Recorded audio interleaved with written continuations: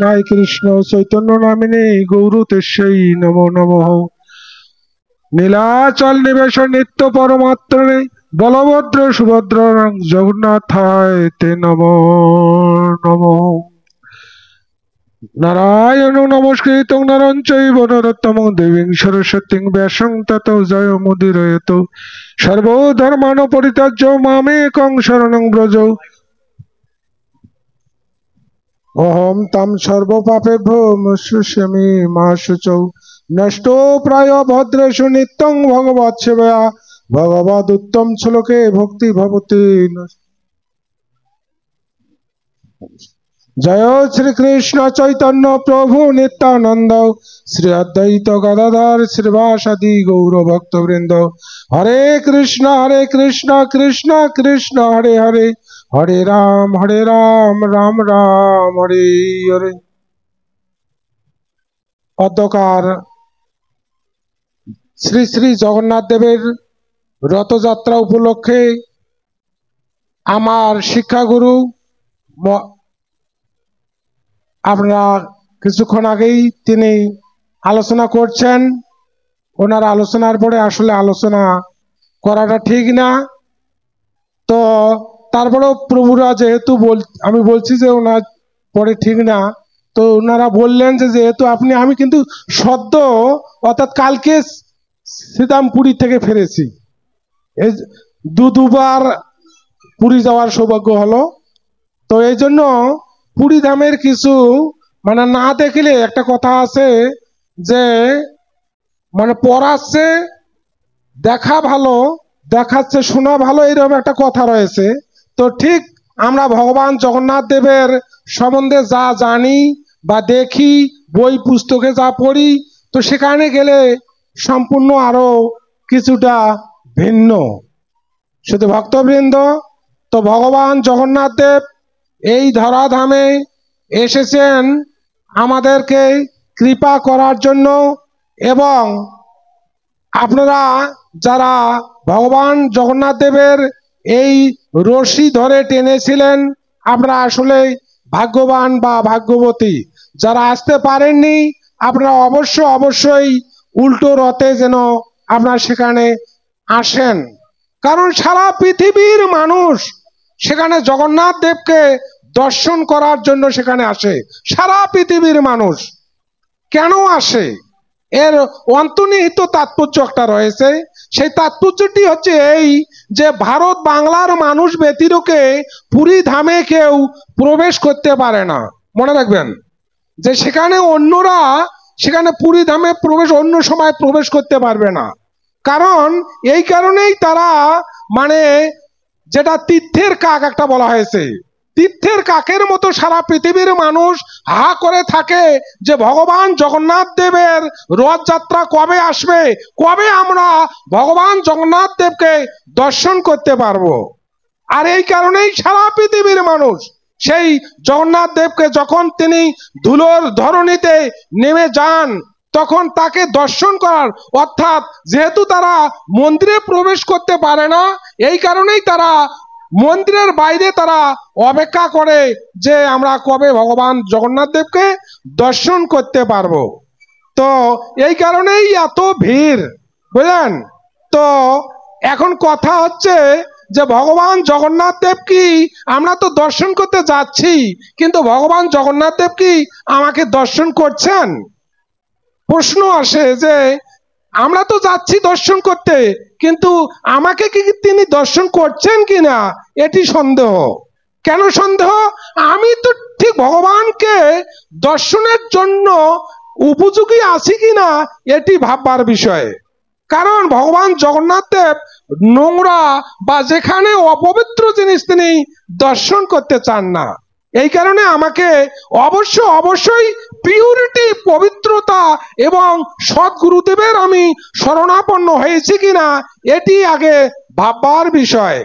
শুধু ভক্তবৃন্দ, তো এই কারণে আমাদের প্রত্যেককেই অন্তত পক্ষে ভগবান জগন্নাথ দেবকে দর্শন করার জন্য সেখানে আমাদেরকে সেই রকম উপযোগী হতে হবে।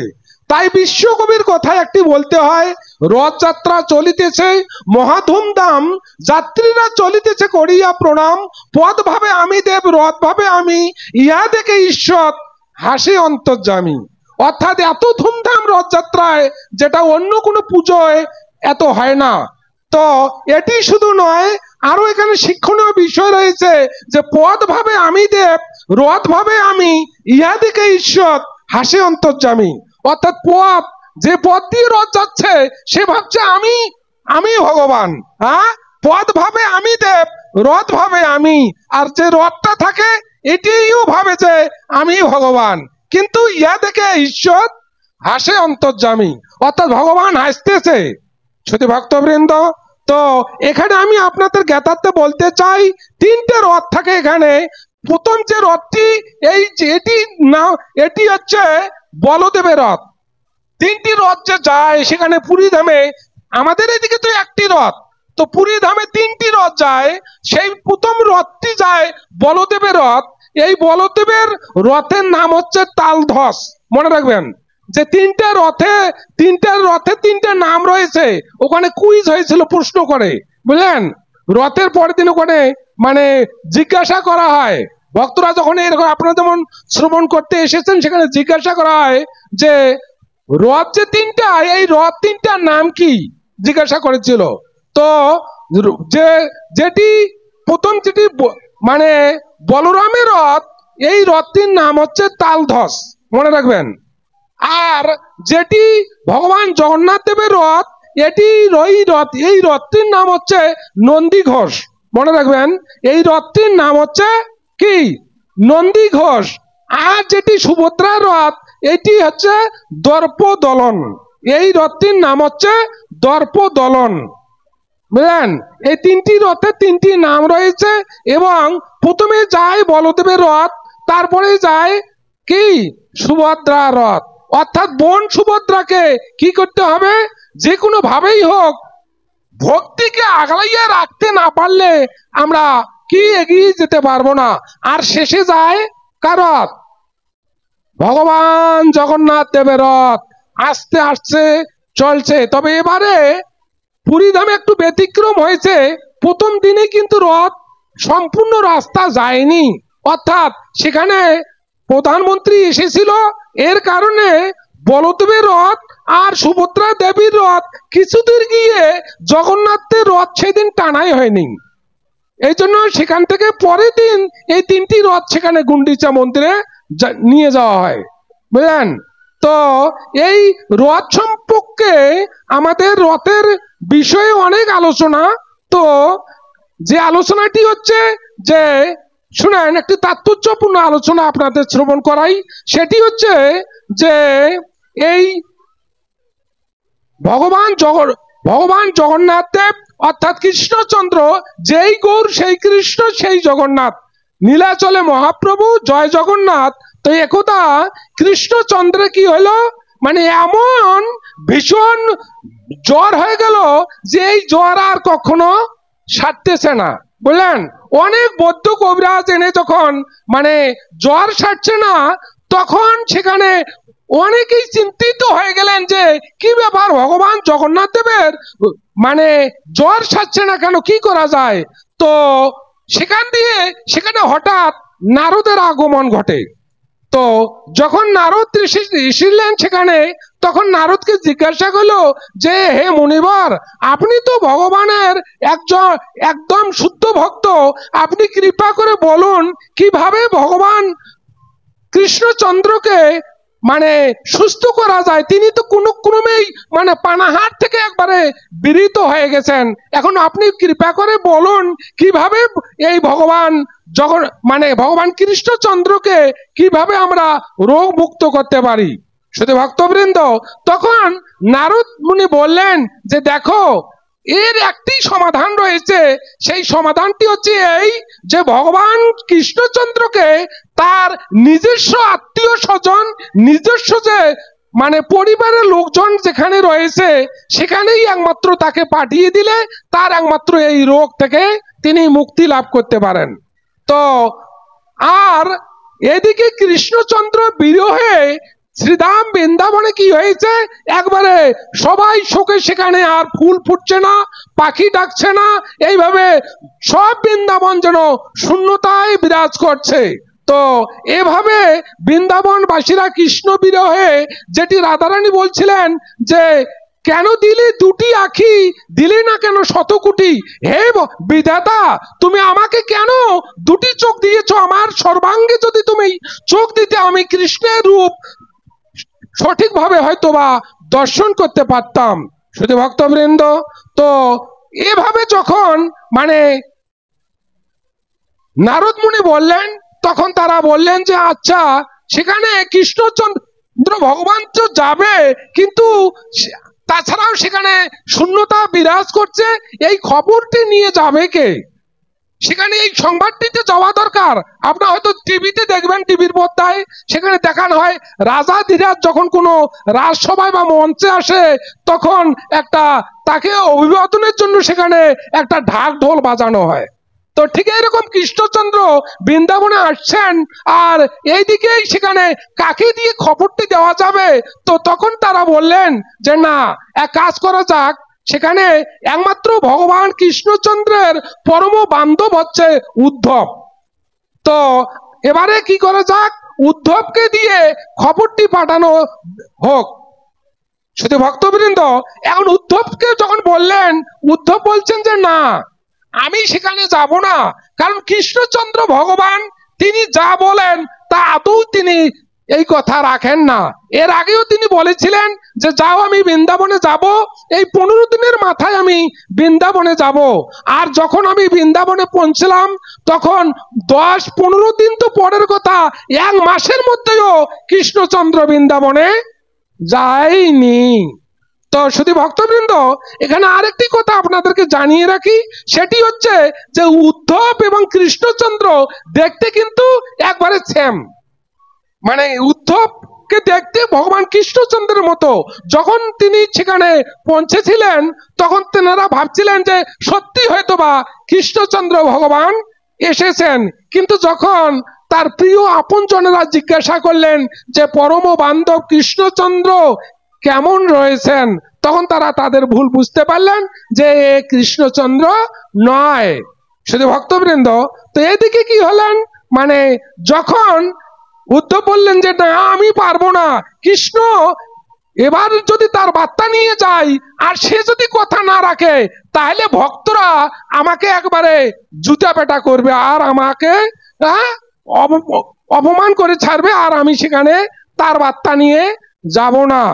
তো সেখানে কি করলেন, সেখানে বললেন যে ঠিক আছে, সেখানে একমাত্র বার্তা নিয়ে যেতে পারে কে, একমাত্র নিয়ে যেতে পারে বলদেবকেই। হয়তো আপনারা বললেই বলদেব এই বার্তা নিয়ে যেতে পারে। তাই বলদেব কি করলেন, বলদেব রথ সাজিয়ে সেখানে চললেন এই বার্তা নিয়ে যে কৃষ্ণচন্দ্র শ্রীধাম বৃন্দাবনে আসছেন। আর এর পরে পরেই তার যে ভগ্নী রথ, অর্থাৎ তার ভগ্নীর রথ অর্থাৎ সুভদ্রা, আবার পিছে পিছে মানে বলদেবের পিছে পিছে আবার সেখানে ছুটলেন বোন সুভদ্রা। তো আর এইদিকে কি হয়েছে, কৃষ্ণ বিরহে সেখানে রাধারানী এমন মূর্ছা গেছে যে 10-15 দিন থেকে তার মানে কোনো নিঃশ্বাস বা তার কোনো মানে জীবন আছে কিনা এটা কোনো মানে বোঝা যাচ্ছে না, যে তার অবস্থাটা এখন কোন পর্যায়ে, মানে নিঃশ্বাস কোনো নেই। এবং সেখানে জটিলা কুটিলা নিকুঞ্জ বনে ছুটে যাচ্ছে যে রাধারানী আবার ডাই, অর্থাৎ তিনি আর বেঁচে নেই। তো আর এই কথাটি যে যেখানে শ্রবণ করছে সে সেখানে তৎক্ষণাৎ অজ্ঞান হয়ে পড়ে রয়েছে। এবারে সুভদ্রা আসছেন তার রথে, কিন্তু তিনি যাবেন কিভাবে? রথ অর্থাৎ গাড়ি, রথ শব্দের অর্থ আমাদের সহজ ভাষা হচ্ছে গাড়ি। এই গাড়িটি যাবে কিভাবে? সেখানে তো সামনে অগণিত লাশ, অগণিত মানুষ, অগণিত ভক্ত, অগণিত সেখানে কি রয়েছেন, সেখানে মানে অজ্ঞান হয়ে পড়ে রয়েছেন অগণিত মানে গোপীরা সেখানে মানে যে যেখানে শুনছেন যে রাধারানী মরে গেছেন, জটিলা কুটিলা নিকুঞ্জ বন পর্যন্ত এভাবে দৌড়াচ্ছে যে রাধারানী আর বেঁচে নেই, কৃষ্ণ বিরহে তিনি একবারেই মরে গেছেন। শুধু ভক্তবৃন্দ, তাই এভাবে রাধা রানীর কথা শুনে সেখানে জটিলা কুটিলা এসেই চিৎকার করছে, ওরে বোন, সত্যি তুমি তো সতী সাধ্বী ছিলে। এটি যদিও আমরা জগতে তোমার অনেক মানে অকথা কুকথা প্রচার করেছি, একমাত্র জগতের তুমি হচ্ছে লক্ষ্মী, তুমি হচ্ছে সাধ্বী, সেটি তুমি প্রমাণ করেছিলে। এই কথা মানে বলতে বলতে তারা সেখানে জটিলা কুটিলা সেই রাধারানীর পাশে সেখানে অঝরে তাঁরা কান্না করছেন। আর এদিকেও সেই মানে আয়ান ঘোষ এসে কি করছেন, এই মানে রাধারানীর মানে দূর থেকে বলছেন যে গৌ রাধেই, সত্যি কথা বলতে কি জীবনে আমি যেহেতু তুমি ছিলে কৃষ্ণের প্রেয়সী, আমি জীবনে তোমার বডিতে কোনো স্পর্শ বা টাচ পর্যন্ত করি নাই। তুমি যেহেতু ভগবানের, তুমি ভগবানেরই রয়েছো। আসলে আমি মানে কি অপরাধ করেছি, ভুল করেছিলাম। ও গৌ, তুমি যে জগৎ মানে জননী, তুমি যে একমাত্র সতী সাধ্বী, এটি আমি আজকে জনসমাজে আমি এটি প্রমাণ করে দিতে চাই। শুধু ভক্তবৃন্দ, এভাবে আয়ান জটিলা কুটিলা রাধারানীর সেখানে প্রশংসা করছেন। আর এদিকেই শেষে চলে আসছেন কারণ ভগবান কৃষ্ণচন্দ্রের, তাকে কোন রকমেই রথে মানে মানে যেটাকে বলা হয় প্যাশেন্টকে যেমন মানে ঘাড়ে করে বা মানে এই মানে রুগীকে যেমন তোলা হয় সেই রকম রথে তুলানো হইল ভগবান কৃষ্ণচন্দ্রকে। আর এভাবে যখন হেঁটে হেঁটে রথ আস্তে আস্তে আসছেন, কিন্তু রথ যাবে কিভাবে? রথ তো এরকম অগণিত লাশ সেখানে মূর্ছা হয়ে সেখানে পড়ে রয়েছে, এই রথটিও আর যেতেই পারছে না। আর শোকাতুর অবস্থায় সেখানে বৃন্দাবনে সব হাহাকার শূন্যতা বিরাজ করছে। শুধু ভক্তবৃন্দ, এভাবে মানে সরিয়ে সরিয়ে যখন এই মানে বডিদেরকে সরিয়ে সরিয়ে কোন রকমে হেঁটে হেঁটেই সেখানে চলে যাচ্ছে সুভদ্রা, আর পিছনে পিছনেই কৃষ্ণচন্দ্র এসেই সেখানে কি করলেন, সেই রাধারানী সেখানে যেখানে শুয়ে রয়েছেন সেই গৃহে প্রবেশ করলেন। আর সেখানে গিয়ে বললেন, ওগো রাধেই, তোমার আমার যে বিরহ 100 বছর যেটি সুদামা অভিশাপ দিয়েছিল, এটি আজকে আমাদের শেষ হয়ে গেছে। আর যখনই রাধারানীর কর্ণে এই কৃষ্ণ নাম রাধে রাধে বলেছেন, যখন এই কৃষ্ণচন্দ্র তৎক্ষণাৎ রাধে সেখান থেকে উঠে বললেন, আর রাধারানী কৃষ্ণচন্দ্র সেখান থেকে তাদের স্বধামে চলে গেলেন। জয় জয় রাধা গোবিন্দ প্রেমানন্দে, হরি হরি বল। এই হচ্ছে মানে ভগবান কৃষ্ণচন্দ্রের অর্থাৎ মানে অন্তর্নিহিত মানে রথের গুরুত্ব। শুধু ভক্তবৃন্দ, আর এই রথের বিষয়ে মানে তিনটা মানে জানার বিষয় রয়েছে, তিনটা বিষয়। আর একটা রয়েছে কি, আপনারা জানেন যে এই যে মানে রথটি চলছে, এই রথটি হচ্ছে দ্বারকা লীলা। এই রথটি হচ্ছে ভগবান কৃষ্ণচন্দ্রের দ্বারকা লীলা। আর এই দ্বারকা লীলায় মানে কি হয়েছে, ভগবান কৃষ্ণচন্দ্র অধীর রাত্রি বেলায় কি করতেন, মানে অঝরে কান্না করতেন। শুনেন ইন্টারেস্টিং কাহিনী, সেটি হচ্ছে যাদের নিতান্ত যেতে হয় আপনারা আস্তে আস্তে যাবেন, আর যারা শ্রবণ করতে চান ভগবান কৃষ্ণ ভগবান জগন্নাথের সম্বন্ধে, আপনারা দয়া করে বসে পড়ুন। সেটি হচ্ছে যে অনেক রাত্রিবেলা মানে 12টা 1টার দিকে ভগবান কৃষ্ণচন্দ্র কি করতেন, যখন সবাই ঘুমিয়ে যেতেন তখন ভগবান কৃষ্ণচন্দ্র কি করতেন, অঝরে কান্না করতেন। এই কান্নাটি কারা জানতে পারতেন, তখন তো সবাই ঘুমিয়ে পড়তেন। কিন্তু শাস্ত্রে বলা হয়েছে, অদ্যাবধি লীলা করে গৌরায় কোন কোন ভাগ্যবান দেখিবারে শুনিবারে পায়। সবাই কিন্তু এই ভগবত তত্ত্ব বুঝতে পারে না, যেটি গীতায় বলা হয়েছে নাহং প্রকাশং সর্বস্ব যোগমায়া সমাবৃতম। অর্থাৎ সবার কাছে আমি কিন্তু প্রকাশ থাকি না, আমি কি করি সবার কাছে। জয় আমাদের মহারাজের মানে শুভকামন কি, মহারাজ আমাদের কৃপা বর্ষণ করার জন্য এসেছেন। সবাই আপনারা মহারাজের জন্য একটু উলুধ্বনি হরিধ্বনি করেন। জয় সারাদগন্ধ প্রেমানন্দে, হরি হরি বল। মহারাজ আমাদের কৃপাবাসী বাড়ি বর্ষণ করবেন, হরি বল।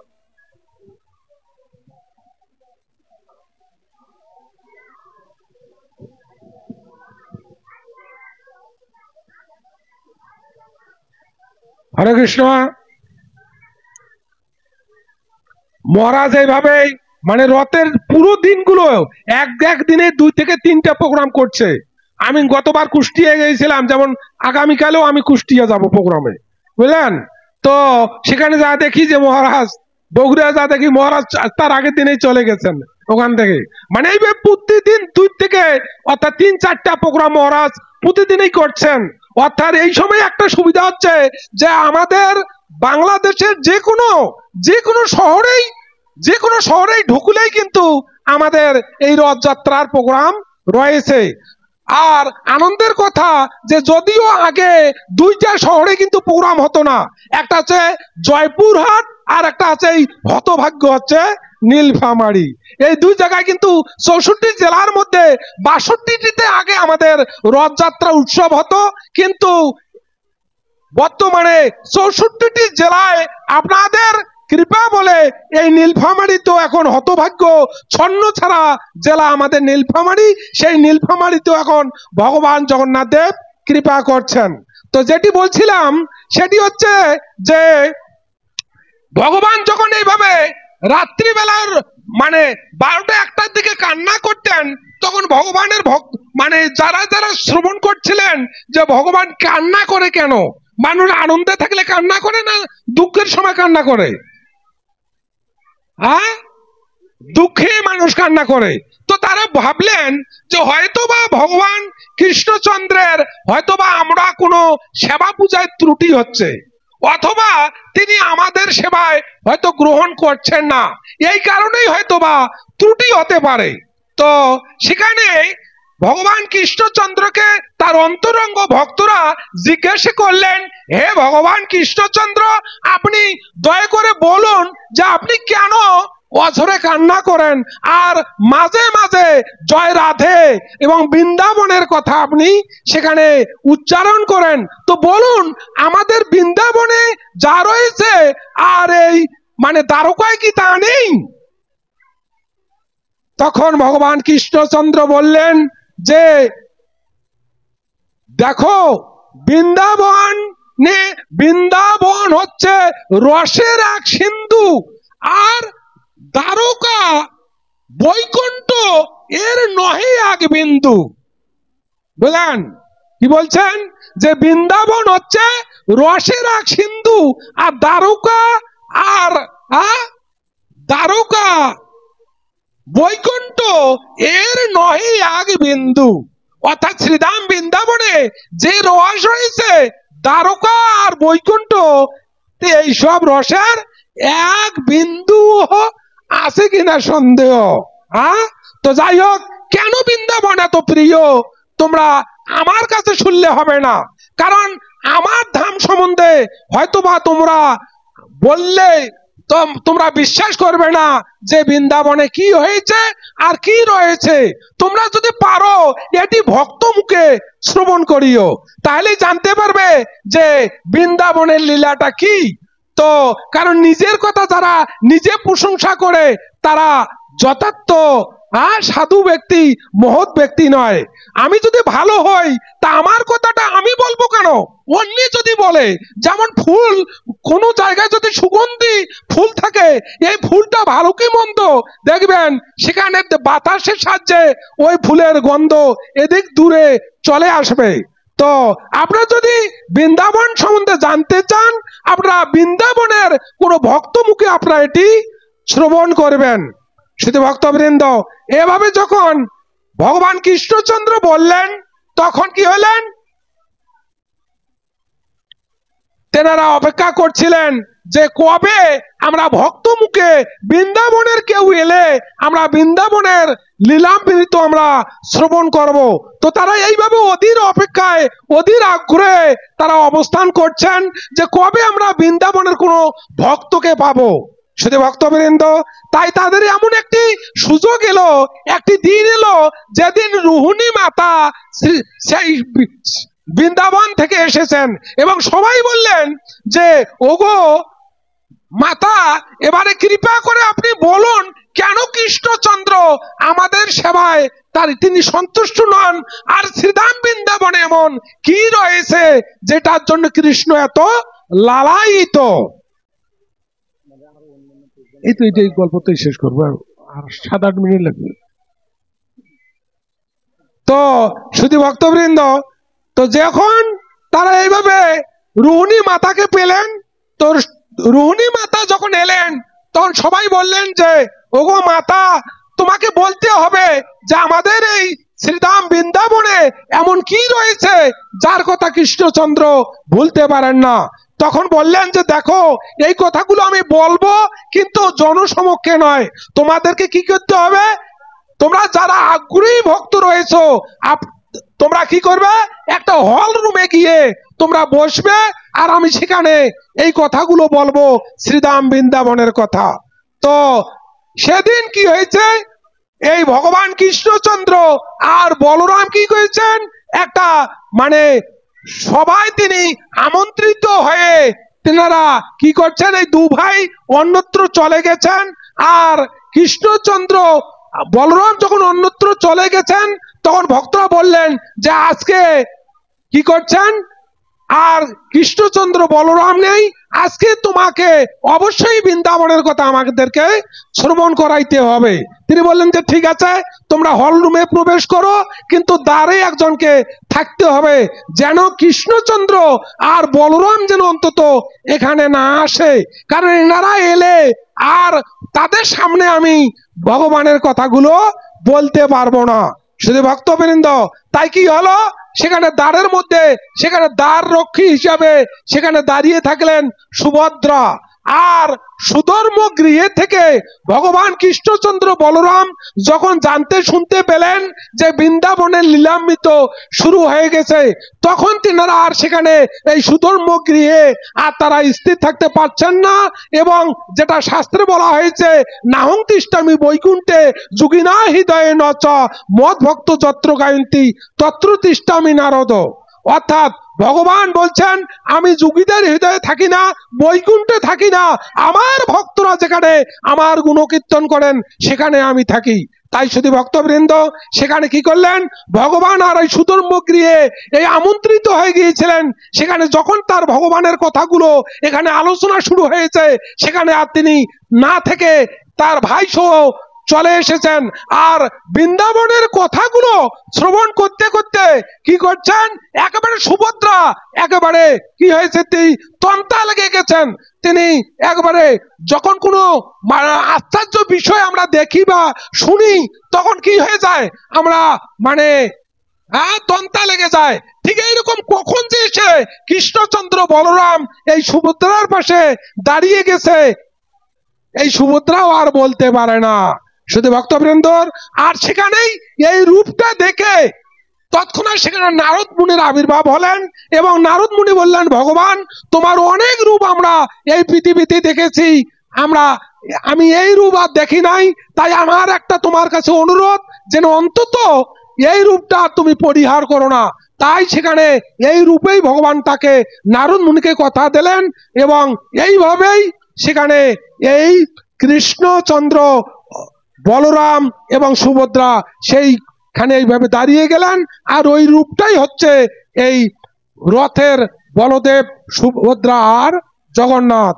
তো শুধু ভক্তবৃন্দ, আমাদের আরো পরবর্তীতে প্রোগ্রাম রয়েছে, আপনারা যারা এসেছেন, জগন্নাথ স্বামী নয়ন পথগামী, হে ভগবান জগন্নাথ দেব, তুমি আমার নয়ন পথে দাঁড়াও প্রভু, যেন আমরা সবাই তোমাকে দু চোখ ভরে দর্শন করতে পারি। তুমি যেন আমাদের হতভাগ্য ভক্তদেরকে যেন তুমি কৃপা করো। পরিশেষে বলি, যেই গৌর সেই কৃষ্ণ, সেই জগন্নাথ, নীলাচলে মহাপ্রভু। জয় জগন্নাথ। জগন্নাথ স্বামী নয়ন পথগামী, ভব তুমে নীলাচল নিবাসয়, নিত্য পরমাত্মনে বলভদ্র সুভদ্রা, জগন্নাথায় তে নমঃ। হরে কৃষ্ণ।